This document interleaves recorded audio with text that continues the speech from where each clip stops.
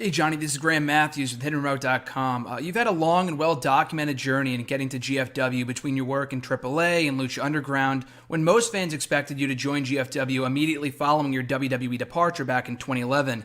Do you think now is a better time for you to come into the company as opposed to 6 years ago, considering how much you've grown as a performer? Yeah, I couldn't be happier with the way that it worked out. And the reason I didn't come right away was because when I left WWE, it wasn't like I left on bad terms. I was planning on just taking a year off, and I left because I wanted to do movies and to make that movie that ended up taking a lot longer than I thought. So I talked to Lagana, Taz, Dixie, and Big John Gaborg several times back then, and it just never really happened because I didn't want to take myself out of Los Angeles. Then, well, like you said, well-documented journey, all that stuff happened. And I ended up in a situation where I was working for Lucha Underground, working for AAA, and there's an opportunity to start having all these promotions work together, and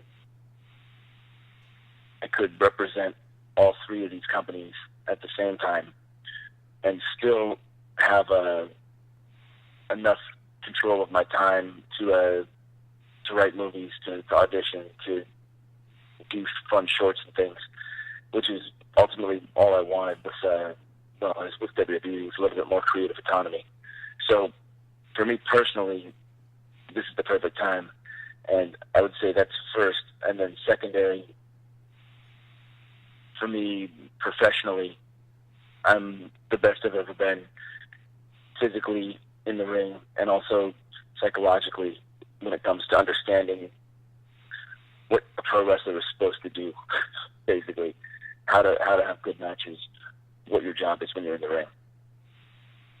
Similar to yourself, your former tag team partner, The Miz, has actually reinvented himself in a major way in recent years and is arguably better now than he was before. What have been your thoughts on his recent resurgence in the WWE, and have you kept in contact with him at all as well?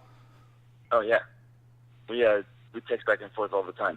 Every time my IMDb meter is higher than his, I snap it, send it over to him, and tell him that doing the bounty hunter is better than the ring. um, he's been killing it, and I think it really comes down to the Miz is always emphatically himself. He never changed who he was. He's always, whether in the ring or in real life, kind of this loud, abrasive, confident guy. And he's also a really good friend and a loyal friend, and in smaller groups, really fun to hang out with. But because he's got that quality that's remained consistent, he knows who he is in the ring and out of the ring, and I think that confident core of Mike Zanin is what's propelled him to the next level of success with wrestling. It's been really cool to see. I put him on the dream match list also. It'd be cool to I think it would be more fun to tag with him or kick his ass, but either one would be interesting. Between Johnny Nitro, John Morrison, and Johnny Mundo, you've obviously had a lot of names in wrestling. And this might be a simple question, but how did the Johnny Impact ring name come about?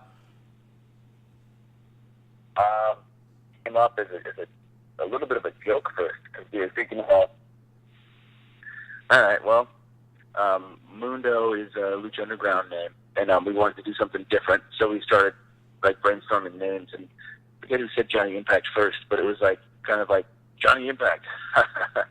And then everyone thought about it for an extra couple of seconds, like, no, that could work. It's a little bit cheesy and on the nose, but it's also fun, and wrestling should be fun first and foremost. And I've actually really grown to like it.